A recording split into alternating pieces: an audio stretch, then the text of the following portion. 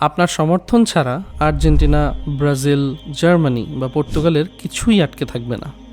তবুও আপনি কাঁদবেন, রাগ করবেন, ঝগড়া করবেন, রাত জেগে ম্যাচ দেখবেন, স্ট্যাটাসের পর স্ট্যাটাস দিবেন, কখনো আপন মানুষদের সাথেই সম্পর্কও নষ্ট করবেন। কিন্তু কেন? কারণ অধিকাংশ সমর্থকের জন্য ফুটবল আসলে শুধু একটা খেলা না, এটা তাদের পরিচয়ের ক্ষুধার সাথে সম্পর্কিত। মানুষ শুধু বাঁচতে চায় না, সে গুরুত্বপূর্ণ অনুভব করতে চায়। সে অনুভব করতে চায় আমি কারো না কারো অংশ, আমি কোনো বড় কিছুর সাথে সংযুক্ত, আমার অস্তিত্বের একটা অর্থ আছে। আর এখানেই শুরু হয় এক অদ্ভুত মনস্তাত্ত্বিক খেলা। বাস্তবে আপনি ব্রাজিলিয়ান না, আর্জেন্টাইন না, এমনকি পর্তুগিজও না। আপনার জন্ম, বেড়ে ওঠা, সংগ্রাম, ভবিষ্যৎ কোনোটার সাথেই এই দলগুলোর বাস্তব কোনো সম্পর্ক নেই। তবুও আপনি তাদের জয় আনন্দিত হন, তাদের হারে ভেঙে পড়েন। কারণ মানুষ অনেক সময় নিজের জীবনে অর্থ তৈরি করতে না পেরে ধার করা অর্থে বাঁচতে শুরু করে। সে নিজের কোনো অর্জনের জন্য গর্বিত না, তাই সে অন্যের অর্জনকে নিজের অর্জন বানিয়ে নেয়। সে নিজে কোনো যুদ্ধ জেতেনি, তাই অন্যের ট্রফিকে নিজের বিজয় বলে অনুভব করে। সে নিজে কোনো ইতিহাস তৈরি করেনি, তাই অন্যের ইতিহাসের সাথে নিজের নাম কল্পনায় জুড়ে দেয়। মনোবিজ্ঞানের ভাষায় এটাকে বলা হয় বাস্কিং ইন রিফ্লেক্টেড গ্লোরি, অর্থাৎ অন্যের সাফল্যের আলোতে দাঁড়িয়ে নিজেকে উজ্জ্বল অনুভব করা।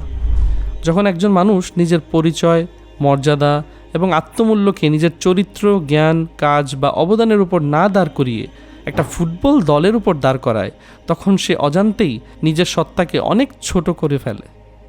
কারণ তখন তার গর্বের উৎস আর সে নিজে না, তার গর্বের উৎস হয়ে যায় এমন কিছু যার উপর তার কোনো নিয়ন্ত্রণই নেই, কোনো অবদান নেই, কোনো মালিকানাও নেই। আচ্ছা ভাবুন তো, আপনার জীবনের সবচেয়ে তীব্র আনন্দ যদি আসে এমন এক গোল থেকে যেখানে আপনার কোনো ভূমিকা নেই, আর সবচেয়ে তীব্র হতাশা যদি আসে এমন এক হারের কারণে যেখানে আপনার কোনো দায়ও নেই, তাহলে আপনার আবেগের মালিক আসলে কে? আপনি নাকি অন্য কেউ? মানুষের সবচেয়ে বড় সম্মান হলো তার স্বাধীন সত্তা, তার বিবেক, তার চিন্তা, তার নিজস্ব অর্জন। কিন্তু পরিচয়ের সংকটে ভোগা মানুষ প্রায়ই নিজের সেই সত্তাকে যথেষ্ট মনে করে না, তাই সে নিজেকে বড় দেখানোর জন্য বড় কিছুর সাথে জুড়ে দেয়।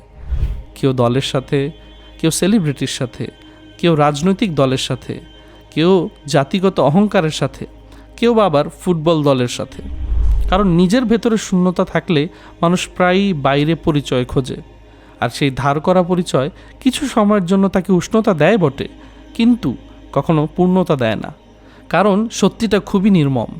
মেসি আপনাকে চেনে না, নেইমার আপনাকে চেনে না, রোনালদো আপনাকে চেনে না। বিশ্বকাপ জিতলেও আপনার জীবনের একটা সমস্যাও সমাধান হবে না, হারলেও আপনার জীবনের কোনো বাস্তব ক্ষতি হবে না। সব কিছুই ঘটবে কেবল আপনার মাথার ভেতরে, আপনার অনুভূতিতে, আপনার কল্পিত পরিচয়ে। এই কারণেই বিশ্বকাপ আসলে ফুটবলের চেয়ে বেশি মানুষের মনস্তত্ত্বের গল্প। এটা দেখায় একজন মানুষ নিজের পরিচয় কোথায় খুঁজছে, নিজের ভেতরে নাকি অন্যের জার্সিতে।